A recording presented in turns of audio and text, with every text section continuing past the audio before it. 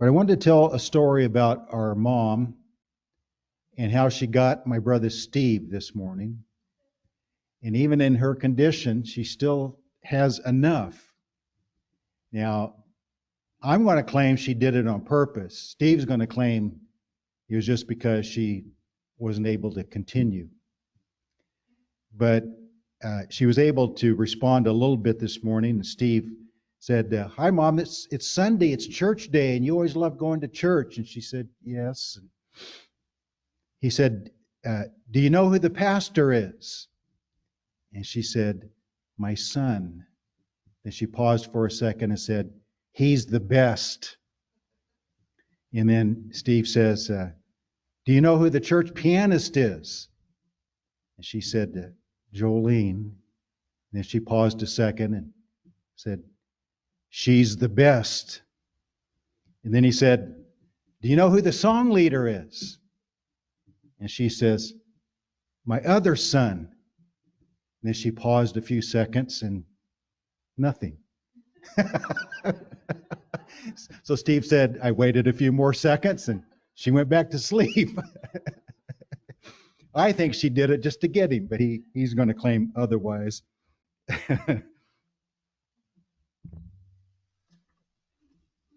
Anybody have anything you'd like to share with us today?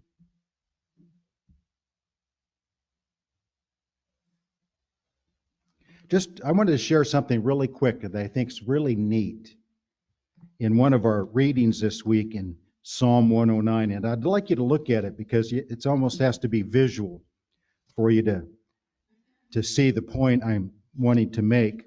Psalm 109, and David's talking about people mistreating him. And what does he do during the times people are trying to do him harm? And he says in verse 4, 109:4, "In return for my love, they are my accusers." But then you notice that statement. I underlined it in my Bible because it's a great statement. "But I give myself to prayer." Isn't that a great thing? What do you do when you're being tormented, mistreated, things aren't going your way?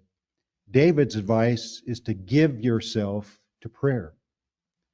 But there's something even deeper. It kind of means the same thing, so it's not a big difference. But you notice "give myself to" is in italics. So in the Hebrew, those words are not in there. Now, I think the translators got it pretty correct. That's the idea he's trying to get across. But I give myself to prayer. But if you take those italicized words out, it's almost deeper than that. It's almost, "but I am prayer." So it's almost a step beyond "I give myself to prayer." I am prayer. I turn myself into a prayer. And that's a really profound thought. I think David was one of the few who could do that, who actually did that.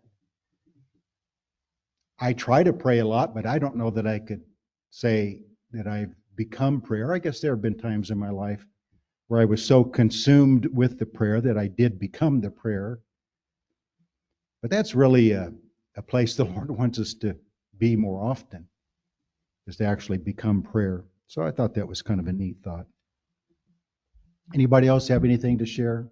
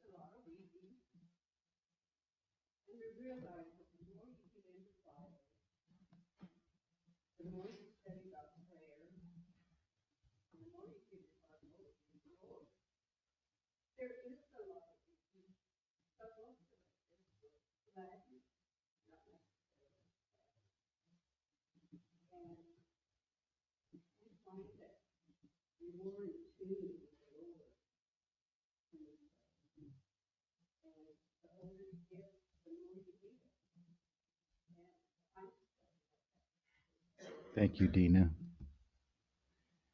Weeping may endure for a night, but joy comes in the morning. Anybody else?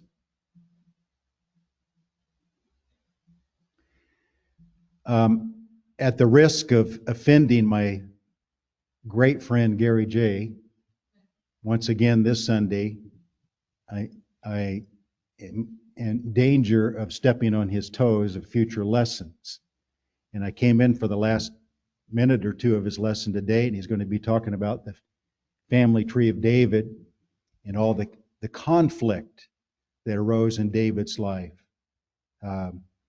As I've said several times recently, it just really amazes me in this. By the way, these studies of David that Gary has been doing, and I'm glad he hasn't rushed through them. I just have really, I'm in our daily Bible readings, we just are finishing the life of David and going on to Solomon this coming week.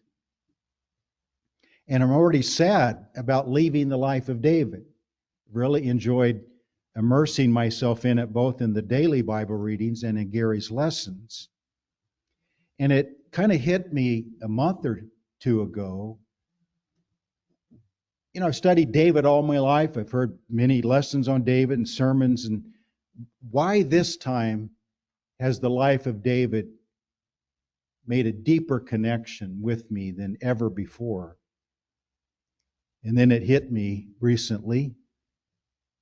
David became king at 30. He reigned in Hebron for, the Bible says, 7 years and 6 months. And he reigned in Jerusalem for 33 years. So he died at 70 years, 6 months, which is exactly what I was a month ago. 70 years and 6 months. And realizing that helped me understand why the life of David has made such a deeper connection with me this time. And then the other thought was, the Bible describes him as old and full of years at 70 and a half. Randy, how should we think about that? Jim, how should we think about that? But there is a great verse about David before I get into my sermon. It's found in Acts 13. And on his first missionary journey, Paul started talking about David. And he made this most interesting statement in Acts 13 in verse 36. He says, "For David, after he had served his own generation by the will of God, fell asleep and was buried with his fathers." Isn't it a great summary statement to be able to be said about somebody that at their death they served their generation? To me, it's just a beautiful way of describing David's life. Anyway, at the risk of stepping on a future lesson of Gary, I want you to turn to 2 Samuel chapter 23. We read through this on our daily Bible readings this last week.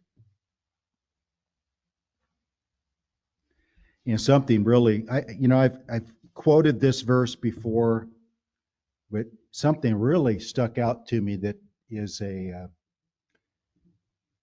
deep, deep Bible doctrine. I don't even know what to call the doctrine other than call it grace, the doctrine of grace.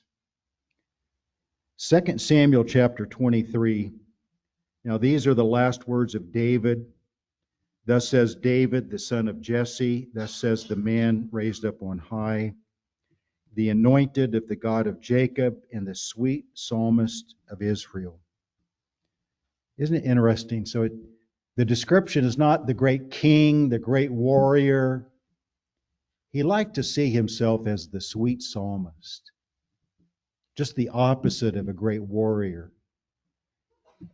He came to a place in his life where he probably enjoyed writing and singing and having the singers and musicians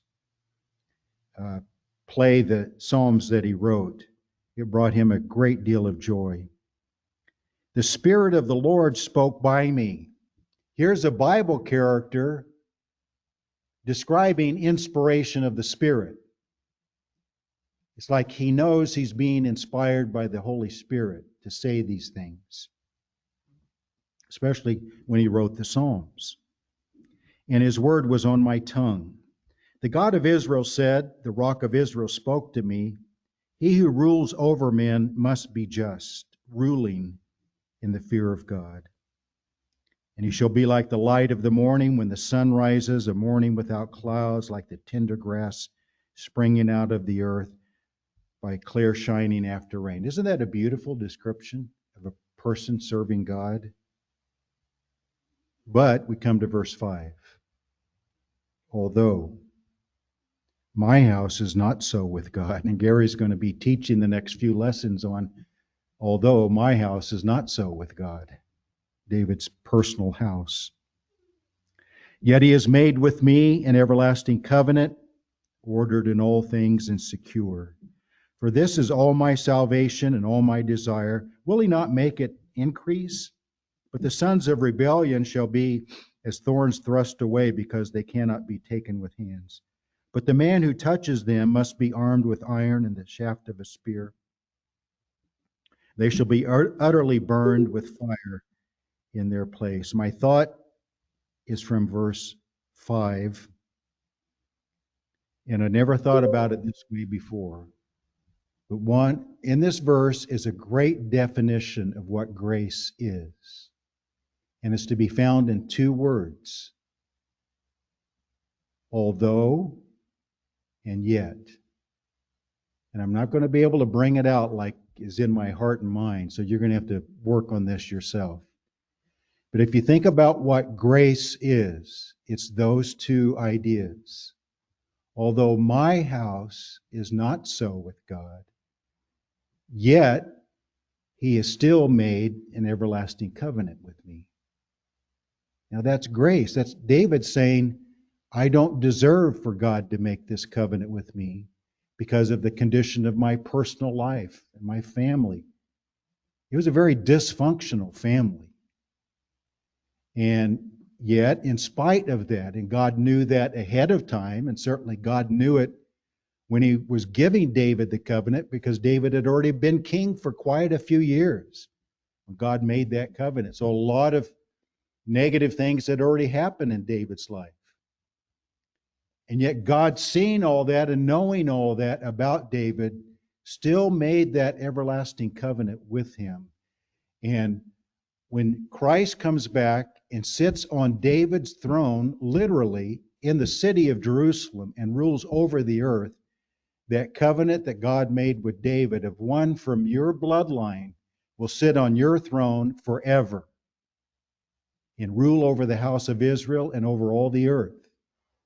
And when Christ, as the seed of David, sits on the throne of David in that glorious kingdom after his return, this covenant that God made way back here 3,000 years ago with David was in the context of God knowing David's house was not so before God. It was not, as it goes on to say, it was not ordered in all things and secure. But the kingdom rule of his eternal Son, Christ, will be ordered in all things and secure. It will be a perfect kingship, a perfect government, a perfect operation throughout the world of that government. And it will be not only well ordered because of a perfect king, but it will be secure in the sense no one can overthrow it. So the things that David is saying here about ordered in all things and secure, has to do with the fulfillment of that everlasting covenant.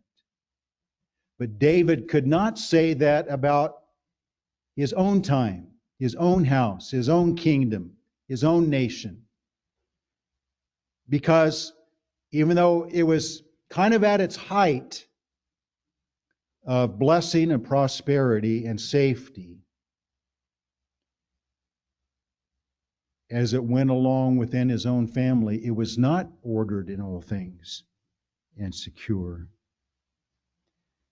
So my central thought is really about grace, that God's amazing grace in David's life is like His grace in our life. Our house, our life, our family, our church, our personal life is not ordered in all things and secure as God would like it to be. But He still made promises to us that He's going to keep. That's grace. We don't deserve it. We don't earn it. And yet God blesses us with it. Whether it be in some of His rocky marriages, some of His marriages were a mess. We don't really know about many of His concubines. But His personal married life was pretty messy. And then with some of His sons, it became more messy, even with Absalom trying to murder his own father and take over the throne. That's about as messy as you can get one of your kids. David's family life was the first part of verse 5. And so, we say, well, okay, that's true. No, we don't understand the depth of how David understood that statement. As he was having sons be killed, trying to kill him, and all sorts of family strife and conflict and upset. When David said, the end of his life, because this is the end of his life, although my house is not so with God. My house is a mess, but He still made a promise with me. And He's going to keep that promise, because the fulfillment of that promise will be a house ordered in all things and secure. But this truth declared by David in a moment of complete honesty and transparency. I mean, this is a full confession that my house doesn't measure up to being ordered, well ordered and secure. Far from it, just the opposite. And that's a sad thing to say at the end of your life. But can any of us say that every part of our life is well ordered and secure? I've quoted through the years that old statement, and people have repeated it back to me how much it meant to them, sometimes years later, that most men, most people live lives of quiet desperation. There's a lot of truth to that. As a pastor, I've come into family conflicts, marriage problems, and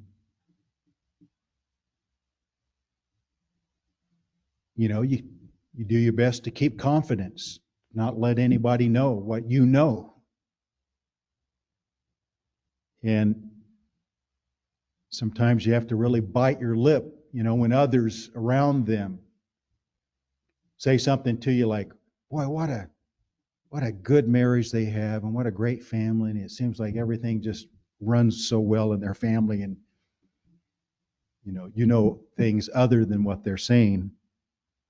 And so we have this tendency to think other people's lives are more well-ordered and secure than my life. But it's probably not true. And they may think the same thing about you.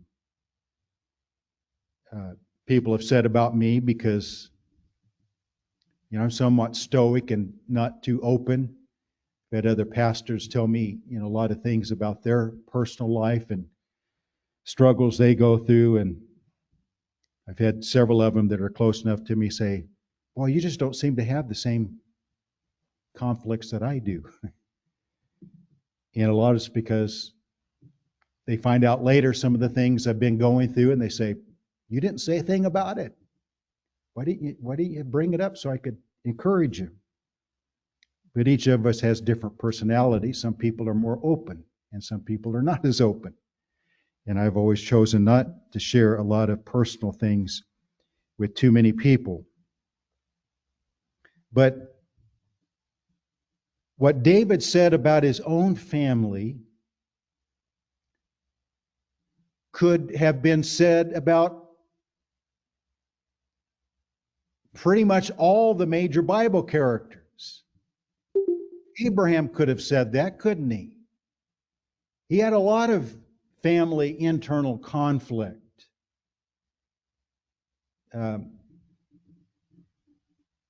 He followed his wife's advice, and then she got terribly angry with him for following her advice. "You need to have a child by my handmaid." Okay. "Why did you do it, Abraham?" "Well, it was your advice." "Well, you shouldn't have followed it." That kind of thing. And then Hagar has Ishmael, and then Sarah wants her to leave, and then God says, Go back to Sarah and submit to her." Hagar went back and submitted to Sarah, and it still turned bad. And then the conflict between Isaac and Ishmael. Abraham did not have a peaceful home life all the time, or maybe much of the time. Isaac and Rebekah could have said, "Although my house is not so with God, it's not well ordered and secure." They played favorites. When Isaac favored Esau, Rebekah favored Jacob. That creates conflicts right there. And then Rebekah and Jacob deceived Isaac to get the blessing, and Esau sold his birthright for a bowl of stew, and Jacob took advantage of him in a weak condition and offered him the food in exchange. There was just a lot of deception, a lot of conflict, a lot of trying to fool each other. And as I tell people, sometimes there's a price to pay immediately. And Rebekah never saw Jacob again, and he never saw his mom again as a result of all that. You could say it about Jacob and Esau. You could say about Jacob and his wives and their concubines and those 12 sons and the conflict between those sons with each other. The 12 tribes of Israel, and just lots of conflicts. Back in we're in 2 Samuel 23, but if you go back to 2 Samuel chapter 19, this is just one example, and I'm bringing this up for a purpose. 2 Samuel 19, verse 40, "Now the king went on to Gilgal, and Chimham went on with him, and all the people of Judah escorted the king." This is after Absalom is killed, and David's coming back and into Jerusalem again. "The people of Judah escorted the king, and also half the people of Israel. Just then all the men of Israel came to the king and said to the king, 'Why have our brethren, the men of Judah, stolen you away, brought the king, his household, and all of David's men with him across the Jordan?' So all the men of Judah answered the men of Israel, 'Because the king is a close relative of ours. Why then are you angry over this matter? Have we ever eaten at the king's expense, or has he given us any gift?' And the men of Israel answered the men of Judah and said, 'We have 10 shares,' meaning 10 tribes, 'in the king. Therefore, we have more right to David than Judah.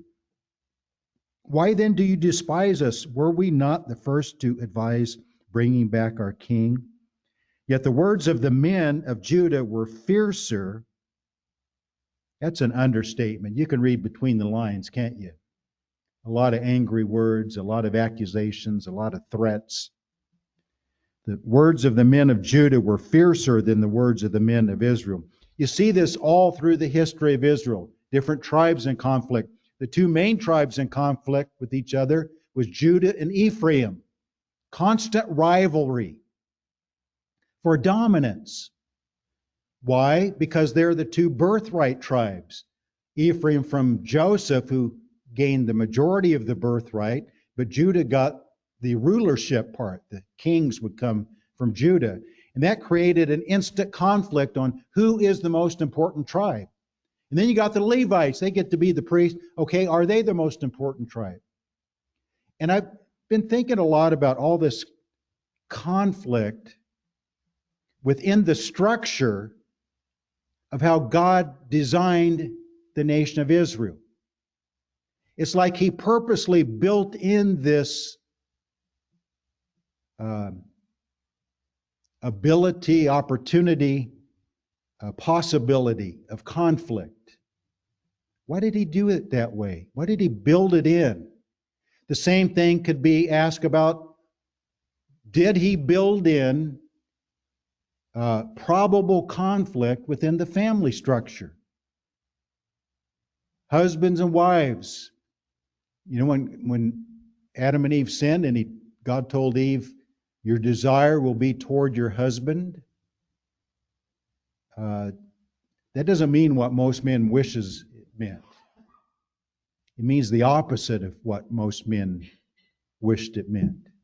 There's going to be a competition because of sin for dominance within the marriage structure.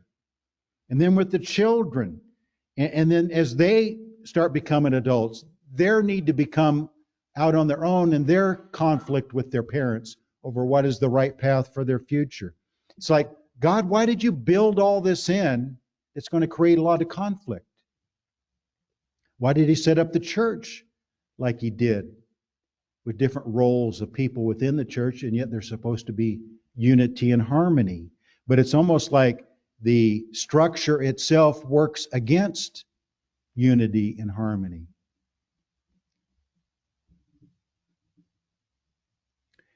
I've concluded it all boils down to what Jolene and I have brought up a lot within the last year, that when something comes our way that we have to deal with that's often unpleasant, we look at each other and say, this is another test. It's a test. It's a test of, are you going to deal with this in the fruit of the Spirit? Or are you going to deal with this in the works of the flesh? And I've come to the conclusion, everything is a test. That God designed the structure of Israel the way He did on purpose to put them to the test.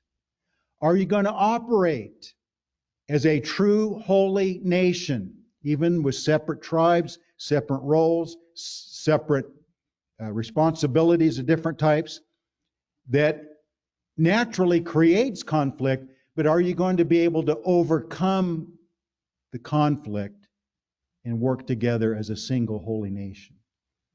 Are you going to be able to overcome the natural conflict of the family structure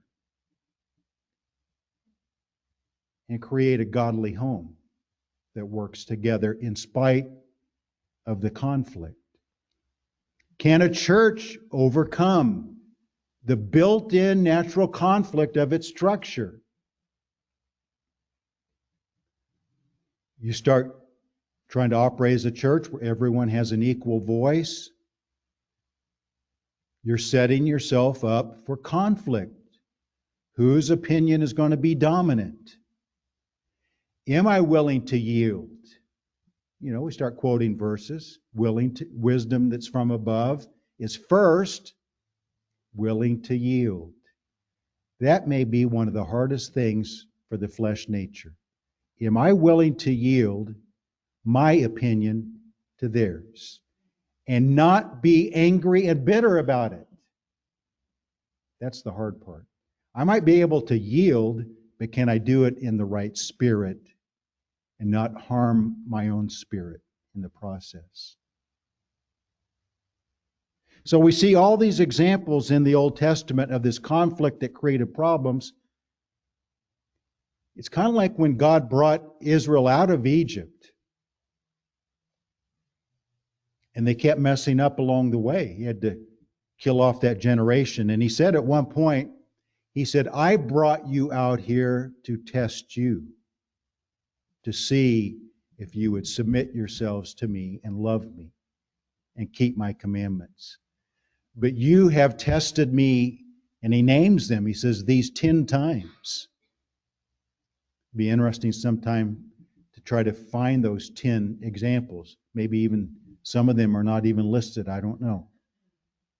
But God knew it was 10 times. 10 major times they put God to the test. Is God going to come through or not? Is He going to let us die here, or is He going to rescue us? God said, I brought you out here for the opposite reason. To test what's in your heart. To bring out from within good things out of your own heart. And yet the opposite happened. And so it's just interesting to me that I've said through the years, one of the hardest things about serving God is that He purposely designed that we must do it with other people. We can't do it on our own. He didn't design service to Him to be an individual thing only. It does come down to the individual whether to serve God or not, but He wants you to do it with a group of other people called a church. Because as I've also said through the years, this becomes more prominent to me as I get older, the more I pastor a church and speak to pastors of other churches and see how they operate, is that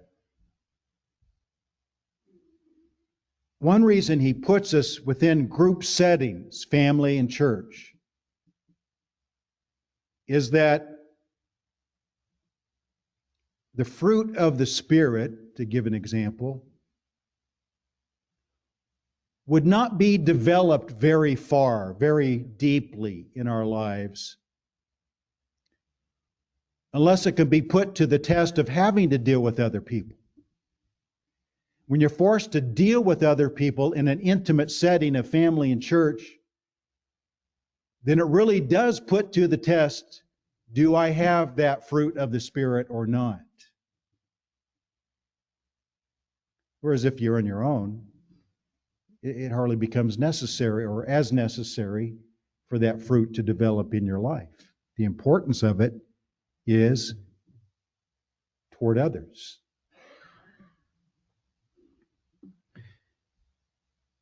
So there are very few ideal marriages in the Bible. We've named some. I mean, even our almost perfect example of Joseph. But he had to marry the daughter of a priest of an idol religion. We're not told, but we know human nature. We know how things work in a marriage and family. Her allegiance to her father is that priest of an idol religion, and her loyalty to the Pharaoh, who is the main god in her life. Now she's married to a man who has another god and claims that that's the only true God. And then how are you going to raise your children? Well, he's living in Egypt under the Pharaoh's control. The Pharaoh is going to insist that those children, and that priest is going to insist that his grandchildren are raised up in the idol religion of Egypt. But Joseph's going to attempt to influence them in another direction. But he's in Egypt under Pharaoh's control. He can only do that so much and not put his life in danger. Conflict. I think Joseph had a lot of conflict in his marriage. of trying to get it right, trying to do the right thing. We know Moses did with his wife. When their conflict became so great, he had to send her back to her father. And this is great Moses, the godly man. And we could go on and on with these examples. There are very few ideal marriages in the Bible, and I think it's because God's wanting to let all of us know that yes, we are to strive for a well-ordered and secure family life, but the reality is it escapes us to a large degree because of our humanness. And then we're to fall on the mercy of God and say, God, help me where I lack, where I fail. Help me, because my marriage, my family life is not well-ordered and secure, and I want it to be, and you want it to be. Even Jesus' beloved, best friends, arguably, Lazarus and Martha and Mary. Those two sisters had conflict, didn't they? Martha complained to Jesus in front of a group of disciples about her sister Mary.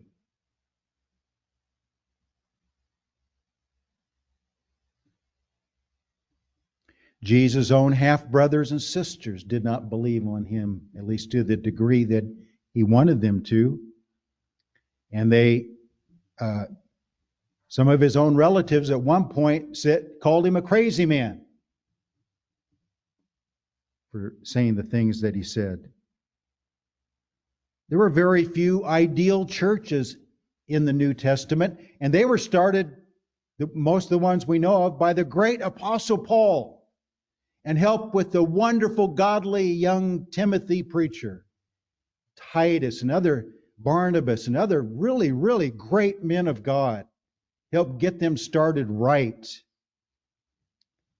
And yet we know within just a few decades, in Revelation chapter 2 and 3 in the 7 churches of Asia, the vast majority of those churches had a lot of problems. They weren't well ordered and secure. I would say Philippi probably came the closest, but even in Philippi, the last chapter, Paul names 2 women. It says, I want you to learn how to get along better. So evidently there was a little bit of conflict in that church.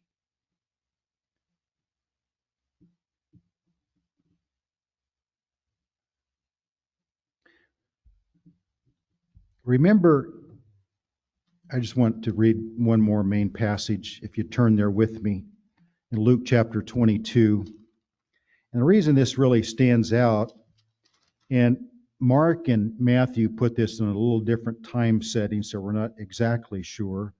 But in Luke chapter 22, starting in verse 24, the disciples start arguing about who would be the greatest in the kingdom when Christ sets up his kingdom.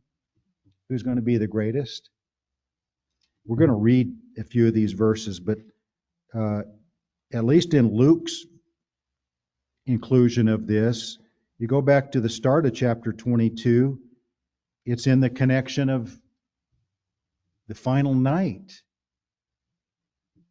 the start of the Lord's Supper, which means in John's gospel, that's the start of his message about loving one another and serving one another. And Luke puts it, maybe it's not exactly really in that time. Mark and Matthew seem to have it a little bit earlier, but it's really close to the final days of Christ. And really big and important things are getting ready to happen, aren't they? And they start arguing about, because I think in their mind, his death is going to usher in the kingdom. And we want to know what we're going to have when that happens. So verse 24 of Luke 22, now there was also a dispute among them. Can you just see Jesus shaking his head? Come on, guys. I've got more important things on my mind than what you're talking about. And you got your mind on things that are really out of place at this moment. There was also a dispute among them as to which of them should be considered the greatest. Now we know that there was another time James and John and their mother approached him on, can we set one on your right hand and one on your left? But this seems to be a general dispute among all the disciples, not just James and John. He said to them, the kings of the Gentiles exercise lordship over them, and those who exercise authority over them are called benefactors, but not so among you. On the contrary, he who is greatest among you, let him be as the younger, and he who governs as he who serves. For who is greater, he who sits at the table or he who serves? Is it not he who sits at the table? Yet I am among you as one who serves. He was serving them the Lord's Supper and all that he was doing with them there. And he washed their feet. And obviously he was the greatest, but he made himself a servant. And he was teaching them, the greatest of you shall not be the one that is being served, which is normal in normal recognition. It's the one being served that's the most important. No, he said the greatest is actually the one doing the serving. It's the opposite.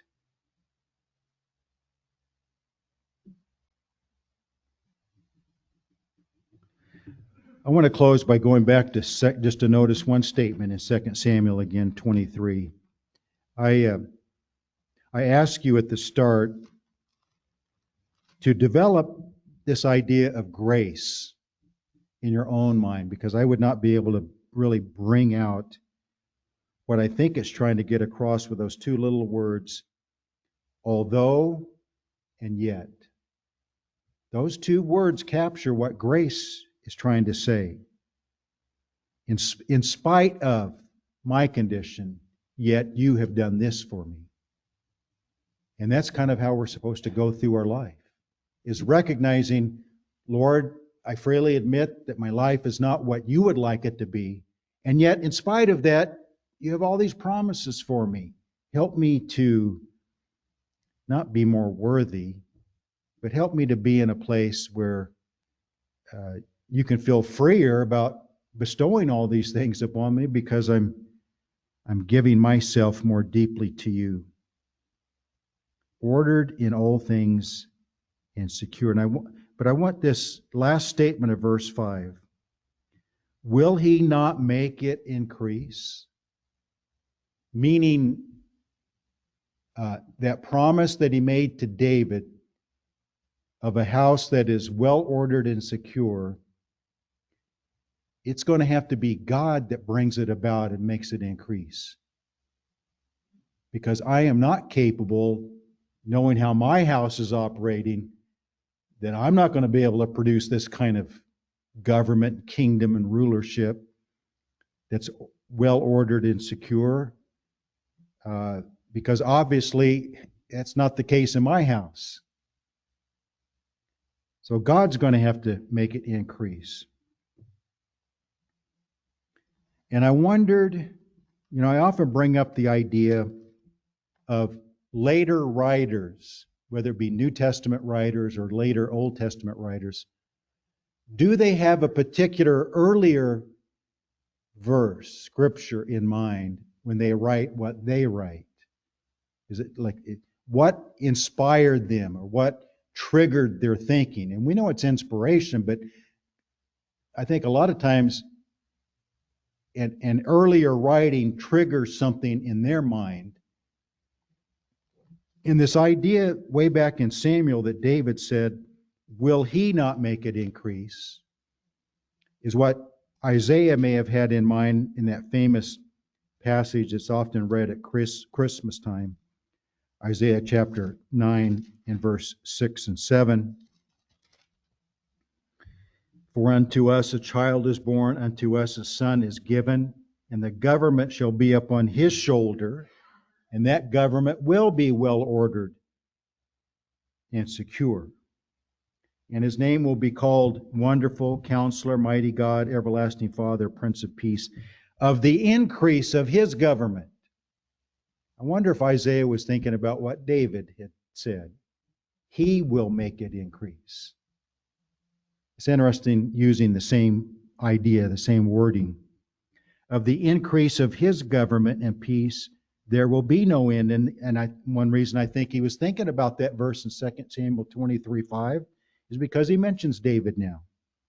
Upon the throne of David and over his kingdom, to order it well ordered and secure, established. The same idea of these words that David said. To order it and establish it with judgment and justice from that time forward, even forever. The zeal of the Lord of hosts will perform it. He will make it increase. That's what that last statement means. The zeal of the Lord of hosts will perform it. And so we live our lives looking forward to that well-ordered and secure kingdom that Christ will establish, and we hope to participate in it. We hope to inherit it. We hope to be rulers in it. But we don't bring that about for ourselves by our own wisdom and strength, even our own efforts. It's because we freely admit, although my house is not so with the Lord, yet He still made some promises. And whatever promises He ends up giving me and bringing about for me in the resurrection, I will freely say, I don't deserve this. My life had a lot of holes in it, and yet you're still giving me these blessings. Jesus told His disciples, Peter asked, we've left all and followed you. What are you going to give us?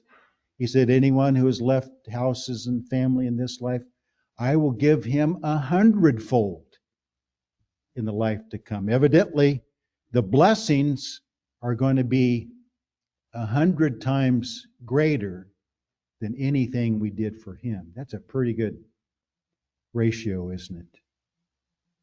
But it starts with a step of faith. It starts with one moment of saying, my house, my life, my heart, my personal self is not in good shape with God the way it is right now.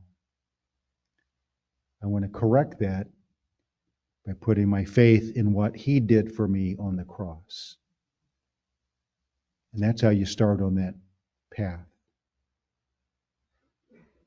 And I pray that you may take that step today. We're going to have a verse of invitation song.